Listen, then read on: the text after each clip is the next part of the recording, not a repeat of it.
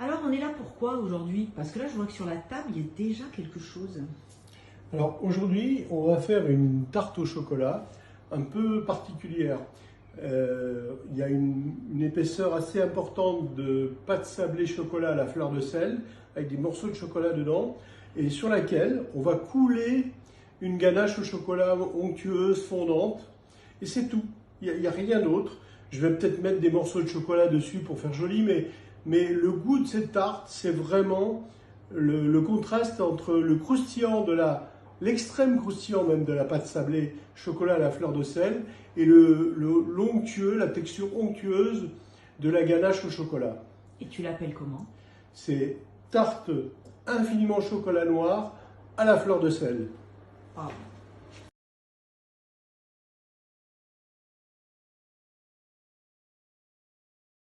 La pâte sablée pour les sablés au chocolat à la fleur de sel, j'ai eu l'idée d'en faire une tarte au chocolat, une base pour une tarte au chocolat. Donc je vais faire un disque de pâte un peu épais pour avoir ce côté croustillant, ce côté très chocolaté avec les pics de sel et les pics de chocolat. Et par-dessus, je vais rajouter une ganache au chocolat. Alors, ça, c'est une tuerie. C'est sûr que ça va être une tuerie, ça. Tu l'étales comme ça? Voilà, je farine le plan de travail.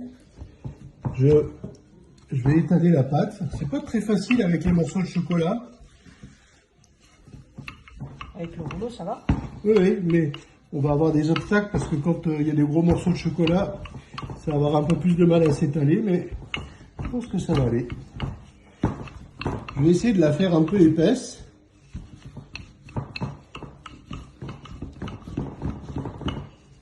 On le voit là déjà, les morceaux de chocolat Ouais, nous empêchent. Bien. Et je mets dans un moule Tefal. Inutile de beurrer le moule. Je vais juste essayer de reprendre la pâte, mais c'est pas facile. Et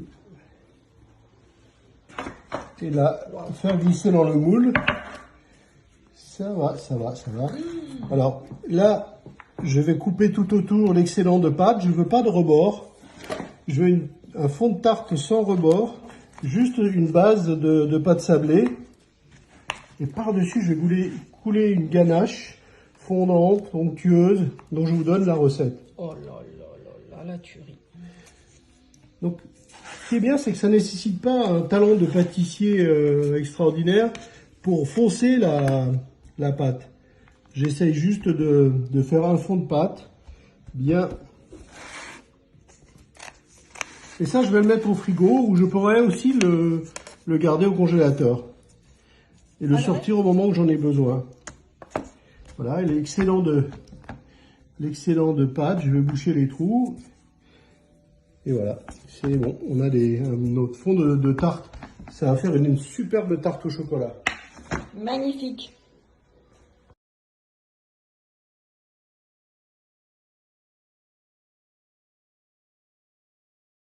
Alors là, on passe juste le couteau tout autour du cercle pour décoller complètement. Voilà.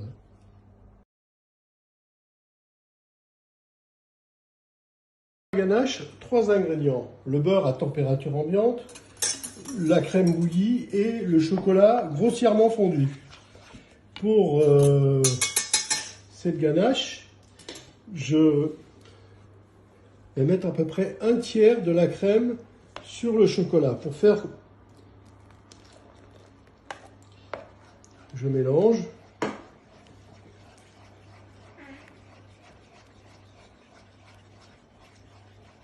Comme une mayonnaise, en partant du centre et en écartant petit à petit le mouvement.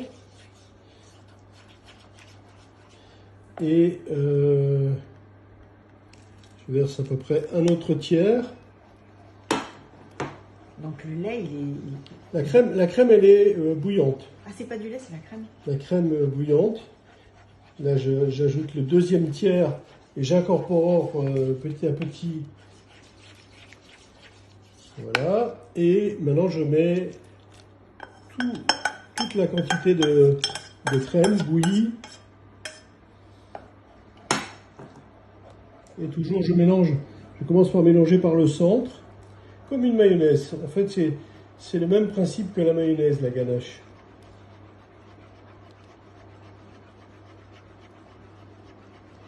Et là, j'écarte un peu. Et le miracle s'opère. Voilà. Il est super brillant le chocolat. Hein. Oui, oui, oui. Là, la ganache, elle est parfaite. Je vais... En fait, lorsqu'on incorpore le beurre, il faut que la ganache soit environ à 45-50 degrés. Donc, je vais y rajouter le beurre. C'est pas la peine de prendre la température? Moi, je sais que c'est la bonne température par habitude, mais sinon, on peut prendre la température, effectivement. Et voilà. Là, c'est pareil, le beurre, on mélange tout doucement. C'est pas la peine de prendre un fouet, c'est pas la peine de donner des gros mouvements. Toujours mélanger du centre vers l'extérieur en élargissant le mouvement.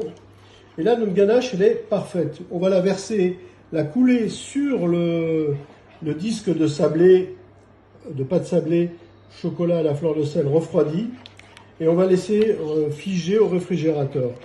C'est comme si on avait un sablé géant, quoi. Alors. Voilà, c'est un gros. C'est la même recette que le sablé géant? C'est la même recette que le sablé chocolat à la fleur de sel qu'on fait en tout petit gâteau. C'est ce même principe. Ajouter toujours des noisettes caramélisées, des amandes caramélisées, des pistaches, enfin du praliné croustillant. On peut faire plein de choses. Mais là, moi, je l'ai fait vraiment le plus simple possible. Voilà. Et je verse par-dessus toute la quantité de ganache.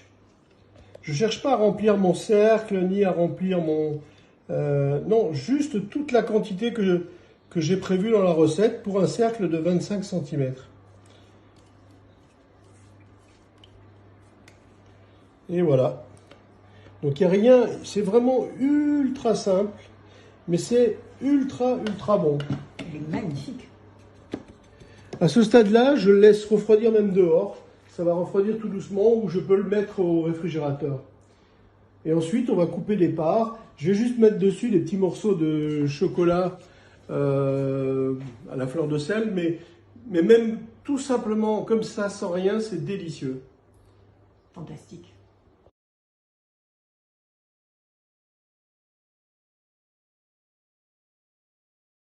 Juste décercler la tarte, elle est presque finie. Hein. Je vais juste passer une pointe de couteau à l'intérieur du cercle. Et voilà, notre tarte elle est prête. Elle est magnifique, hein. C'est simple, c'est aussi simple que bon. Tu peux faire une... Et tu la laisses comme ça Voilà, je vais mettre des petits morceaux de chocolat dessus. Ah oui, ça je me disais aussi. Mais ça manque un peu de chocolat, je me disais. Ça peut être tout simple, ça peut être... Il n'y a vraiment pas de... Comment tu dis? Pas de zizi pampan. Voilà, il n'y a rien de particulier. Elle est très bonne, toute simple, sans décor. Bon, là, j'avais ces morceaux de chocolat à la fleur de sel que j'ai voulu ajouter. Mais sinon, on peut s'en passer. C'est très beau. On dirait une banquise. Ah ouais, c'est très beau. Ça fait miroir. Ça change tout, hein. Voilà. Tarte au chocolat toute simple. Tarte chocolat à la fleur de sel qui est à déguster à température ambiante. Il ne faut pas la mettre au frais. On la laisse dehors à température ambiante et se conserve une journée, voire 2 journées. Dehors à température ambiante. Ouais. Donc la tarte elle est finie telle qu'elle. On peut la garder à température ambiante et surtout la déguster à température ambiante, c'est là qu'elle est le meilleur. On a à la fois le croustillant, le croquant de la pâte et puis le moelleux, l'onctuosité de la ganache. Et je voulais partager cette recette parce qu'on est en déconfinement, on a fait pas mal de recettes durant la période de confinement et je voulais vous souhaiter plein de bonnes choses. Et on revient à une activité à peu près normale. Peut-être que ces lives nous ont donné des idées pour la suite. Et surtout, à partir d'aujourd'hui, Les boutiques Pierre Hermé sont à nouveau ouvertes avec la pâtisserie, les macarons, les gâteaux, les chocolats, les cakes, enfin les glaces et tous les produits de la maison.